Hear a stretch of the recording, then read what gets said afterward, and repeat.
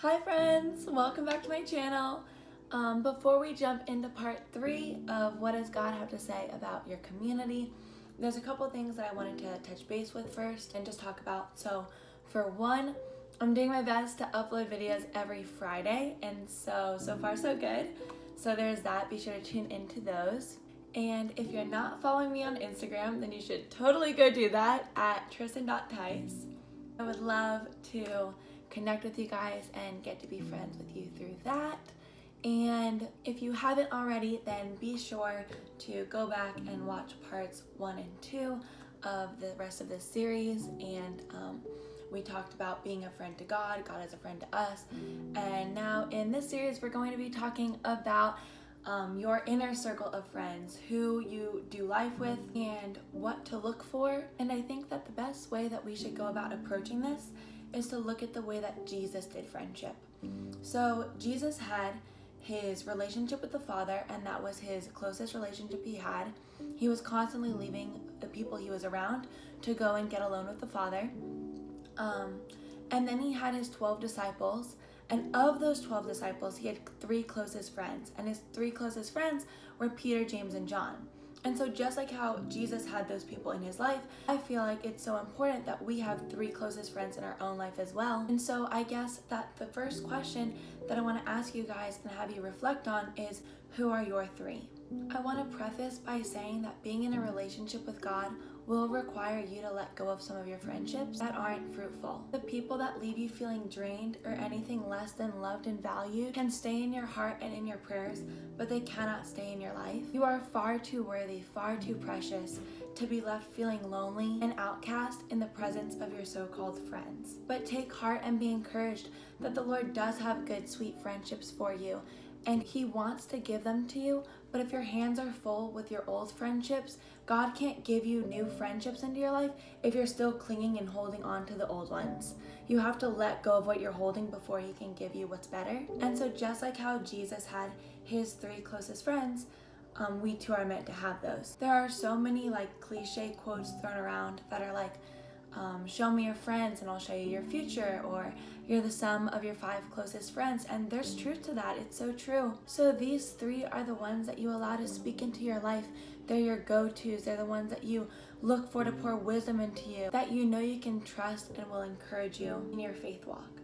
The truth is that you're going to pour out what you're getting filled with. So if you're constantly around people who are struggling with gossip, you're going to begin to struggle with gossip. If you're around people who are negative, you're going to be a negative person. 1 Corinthians 15:33 says, "Do not be misled. Bad company corrupts good character."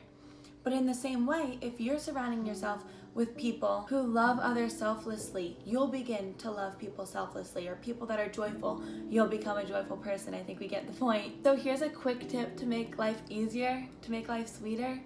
Surround yourself with people who feel like sunshine. Also know that you have to be who you're looking for. So if you're looking for friends who are really sold out for Jesus and really chasing after his heart, then you have to be someone who is growing in your walk with God and who is striving to get closer to God and walk in righteousness and walk that path. Again, that's pertaining to your 3 closest friends. When it comes to other people, of course, be friends with people who aren't doing that same thing. It's not like, oh, don't talk or don't associate with people like that. No, not what I'm saying. But I'm saying for your 3 closest friends who are going to be that encouragement and that voice of reason in your life, and you want them to be running after God's heart, then you also have to be running after God's heart. And the reason I say this is because if you're trying, let's just say you're someone who struggles with partying, you're trying to stop drinking, getting drunk, living that kind of lifestyle, then when your best friends are people who are living that lifestyle and you're trying to get away from that, it's going to leave you in a position where you're conflicting between yourself and your desire and wanting to walk right with God, but also wanting to be close with your friends. And so there's a verse too that says, flesh is against spirit, so that you can't do whatever you want. Walking with God and honoring God does require sacrifice and surrender. And that's with any situation. So if you're trying to do better with relationships, or not going home with random guys, or whatever it might be that you're currently battling, your community is so important because they're going to help guide you in a specific direction, whether good or bad. So that's why we're talking about community, because it's so important to get the right people in your life that are going to help you with the path that you're trying to walk on. And so especially if you're someone watching this that isn't a Christian but wants to be a Christian and do life this way, then if you're running after Jesus and other people that are Christians or trying to get on that Christ-like path are trying to follow Jesus, then you're both going to be running to the same place, and eventually you're going to run into each other and meet in the middle. They have to be able to depend on you in the same way that you want to depend on them.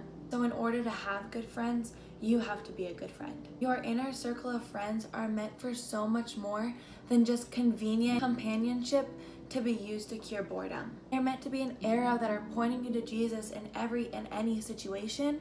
They are meant to uplift you and speak life into you and encourage you in your walk with God and fill the gap in your faith with where you're struggling. And this makes me think of the story in the Bible with the paralyzed man that was on the mat, where the friends carried the mat to Jesus so that he could be healed, and they filled the gap for his faith. So I'm going to just read that really quickly.